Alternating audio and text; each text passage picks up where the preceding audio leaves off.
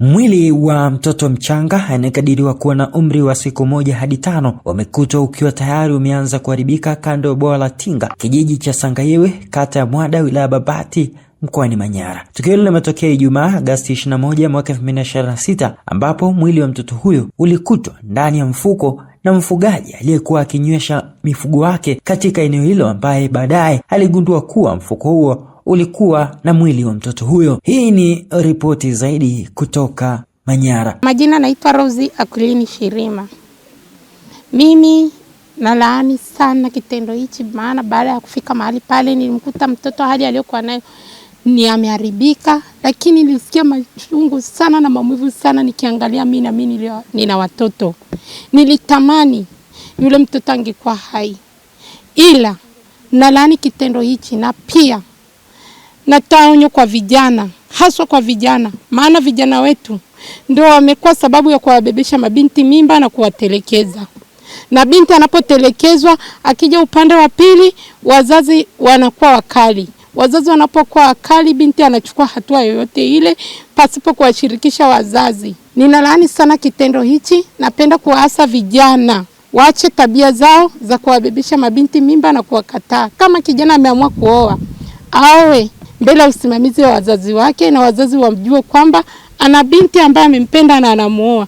Na pia mabinti wanapokuwa wajawazito wasifiche kwa wazazi wao. Pengine hata mzazi hajui kama mtoto ana mimba, pengine labda ameenda sehemu akakaa, maisha yamemshinda, ndipo akafanya tukio kama hili. Mimi binafsi nimeumia sana na laani kitendo hichi. Siangalii awe ni mama, awe ni binti. Naomba Mungu ampe adhabu atakayoipanga yeye, maana sisi ni wanadamu, lakini Mungu yuko zaidi. Ule mwili umekutwa pembezoni mwa bwawa. Tumezoea kuliita sisi bwawa la Tinga. Kwenye mabwawa ambayo wafugaji wengi ndio wanapenda kwenda kunywesha mifugo yao. Na hata hivyo aliyegundua kwamba kuna kitu pale kwenye ule mfuko ni mfugaji ambaye alikuwa amekwenda kunywesha ng'ombe zake. Baada ya kufika pale aliona ng'ombe wanapita na kunusanusa ule mfuko. Aliposogea, alipofungua ndo akakuta kuna mwili wa mtoto. Kwa majina naitwa Asnati Naso ni Mrisho, naishi hapa Magugu. Mimi nilikuwa naenda dukani kununua vifaa. Nilipofika dukani nikasikia wanawake wanaongea kuna mtoto katuko bawani pale Tinga. Basi nilimwacha mtoto, alikuwa naumwa, nilikuwa namnunulia mandazi ili akale. Nikakimbia nikapeleka haya mandazi nikampa mtoto, nikakimbia kwenda kuhakikisha na mimi nijue kinachoendelea. Na mimi kukimbia kwangu nilijua mtoto ni mzima. Basi tukaenda hapo, tukafika, tukakuta mtoto yule kumbe ameshakufa, na sio siku 2 3, zaidi ya siku 3 4 huko itakuwa. Ameharibika, ameoza kweli, ananuka. Basi tumesikitika sana, watu tulikuwa wengi hapo. Tumesikitika sana, ni kitendo kibaya cha kikatili. Yule aliyekifanya mahali hata pale alipo, najua kabisa hana amani. Kwa kweli ni jambo baya sana. Hilo bwawa tunaishi hapo karibu na bwawa letu hapo ni bwawa la Tinga, karibu na sheli hapo lami wanakouzia miwa. Nadhani hilo bwawa linafahamika kwa wahusika wa hapa. Kwa kweli tumeumizwa na hichi kitendo kilichofanyika mahali hapa. Basi maaskari walifika na hawa mabwana walifika wakamshughulikia. Basi tukaambiwa tusitawanyike, tuende tumstiri huyu mtoto. Kwa hiyo tumefika hapa kwa ajili ya huyu mtoto tumstiri, ila ni huzuni sana. Watu wanatafuta mtoto kwa njia nyingi, kwa njia za dawa hawapati. Jamani, watoto wakikua ni wazuri, lakini changamoto inakuja labda pale bado mdogo anapolelewa. Nadhani watu wanapata changamoto sana hapa. Na nikifikiria nadhani huyu mtu labda alibeba ujauzito pasipo kutarajia. Akaona nitajichelewesha labda kuruka kwangu au kutafuta maisha. Akaona ya nini atanichelewesha, hichi kiumbe kitanichelewesha, bora nikitupe niendelee na maisha ya kurukaruka. Nadhani mimi nikifikiria ni hivyo. Nini wito wako katika jamii? Mimi wito wangu jamani, nasema hivi, hichi kitendo kikemewe, sio kizuri. Huyu mtoto atujue alikuwa ni nani. Amekatishwa maisha yake. Hichi kitendo sio kizuri, kikemewe. Viongozi na wao watoe semina. Pia watoto tunaoishi nao, kama amepata ujauzito, tuwalee, tuwape maadili. Mtoto akishajifungua sisi wazazi. Nadhani hasira zinakujaga, namfukuza, naenda wapi, huenda mzazi anakemea, toka sikutaki. Mtoto anaweza kuchukua uamuzi wowote na teketeza huyu mtoto, nitaenda wapi na huyu mtoto? Kwa hiyo sisi wazazi tuna watoto.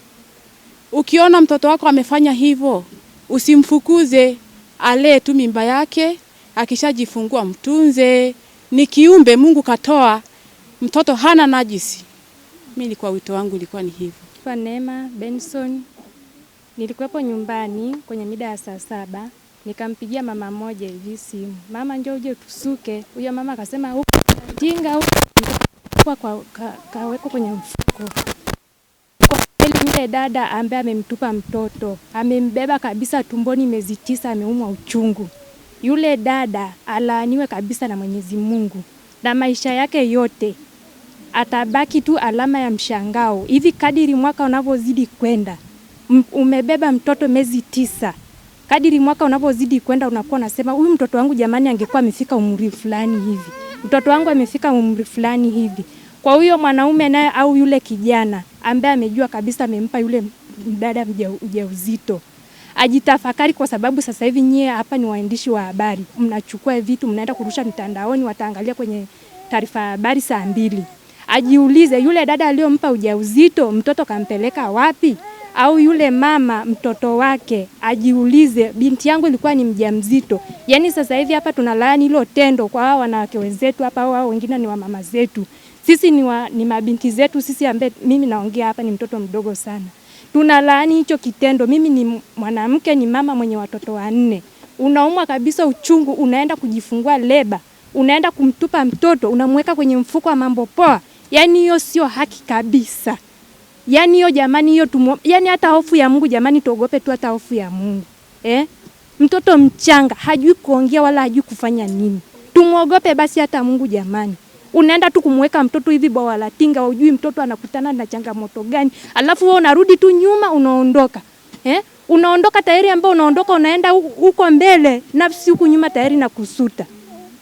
Hivi huyo mdada najiuliza kabisa, huyo mdada kabisa anajua Mungu yupo kweli? Hajui yeye hata kufa. Hebu tujiulize jamani, wanawake wenzangu hapa ambaye mko hapa. Unaenda tu kumweka mtoto hivi alafu wewe unaondoka. Hivi hiyo roho yako itakuwa ni ngumu ya aina gani? Yaani mimi hapa naongea lakini natetemeka kwa ajili ya yule mtoto. Asante. Nini kifanyike ili kudhibiti? Yaani hapa huyu dada mimi namuombea kwa Mwenyezi Mungu, popote alipo akamatwe. Uenda huyu mtoto angekuwa hata rais angemsaidia. Watoto wa kike kadiri wanavyoenda wanakuwa jamani haraka haraka, angemlea tu mtoto wake. Kwani inafahamika ni dada au ni? Yaani iwe dada iwe mama, lakini ni mwanamke. Kwa sisi wanawake jamani, hebu tuwe tuna ile hofu ya Mungu jamani. Umebeba kabisa mimba miezi 9, tuwe tu tuna hofu ile ya Mungu. Huyu mtoto angemlea huyu, angemsaidia yani pakubwa sana. Kwa majina kwanza naitwa Rogers Thomas, ni mwenyekiti wa kitongoji cha Gembo, kijiji cha Sangaiwe. Tuambie ni tukio la namna gani leo limetokea na hatua zipi sasa mmezichukua mpaka sasa? Asante ndugu waandishi wa habari. Kwanza kabisa hili ni tukio la kusikitisha. Na ni tukio la mara kwanza kutokea katika kitongoji hiki na kijiji cha Sangaiwe.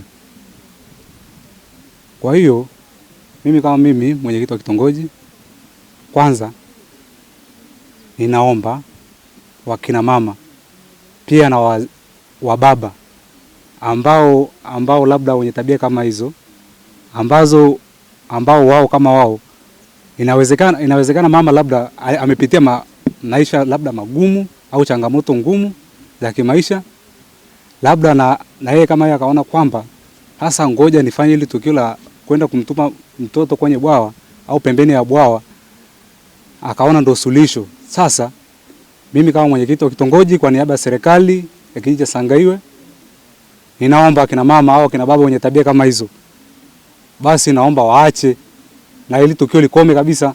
Inawezekana sisi kama sisi ambao kina mama pamoja na wababa,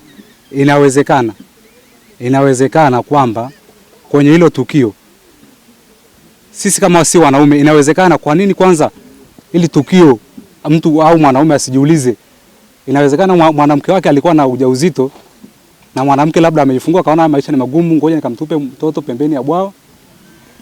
Yeye mwanaume kwani asiangalie au asizingatie au amuulize wewe mwanamke, hiyo mimba umeipeleka wapi? Hiyo mimba umeipeleka wapi na huyo mtoto umeenda kumtupa wapi? Na sisi basi wakina baba, naomba jamani, tunaposikia kitendo kama hicho au tunapowapa basi wakina mama au watoto ambao kwenye miaka 18 kuendelea, basi mimi naomba kama mimi mwenyekiti wa kitongoji kwa niaba ya serikali, basi tusikwepe majukumu ya kulea watoto. Kwani tunafanya hivyo? Basi mimi niwaombe wakina baba pamoja na wakina mama, basi tunaposikia tukio kama hili, basi tu wa kwanza kutoa taarifa kwa jeshi au kwenye kituo cha polisi na pia kwa wenye vitu wa vitongoji kwa ngazi husika. Kwanza ni tukio sana, mimi mwenyewe nimesikitika sana. Huyu mtoto tujui Mungu alimpangia hisani gani, na alikuwa waziri, alikuwa rais wa baadaye. Hasa mimi kwanza nimesikitika sana na nina uchungu kabisa. Ninaomba sana wakina mama, kama unaona maisha ni magumu au unapenda au umeona sasa mwanaume anisaidii, basi naomba kuna ngazi husika, kuna kituo cha polisi, kuna ustawi wa jamii, kuna dawati la jinsia. Mimi naitwa Saidi Hamza Mwaliko, ni msaidizi wa kisheria kata ya Magugu na ni mtetezi wa haki za binadamu. Tukio hili limetusikitisha kwa kweli na limehuzunisha kwa sababu ni matukio ambayo kwa sasa Magugu naona yanakuwa endelevu. Kwa hiyo matukio ambayo kimsingi jamii kwa sasa hivi kuna utofauti kidogo wa maisha. Zamani kipindi cha nyuma watu walikuwa wanashirikiana, lakini kwa sasa hivi unakuta hata mtu anapata changamoto lakini jamii kama jamii inamweka pembeni. Kwa hiyo vitendo kama hivyo vinampelekea mtu kujiona kama ametengwa. Kwa hiyo anaweza kufikia hatua akafanya matukio kama haya. Nini unashauri? Mimi ushauri wangu kwa jamii, kwanza tushirikiane alafu tupendane.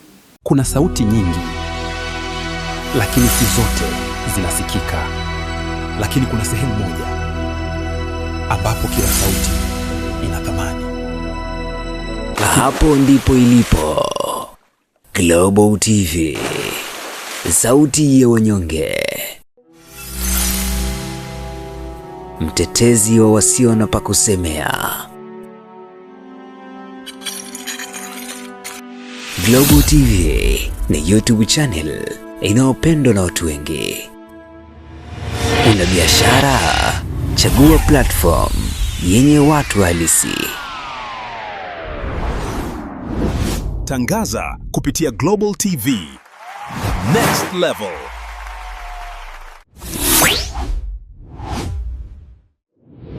Chukua hatua sasa.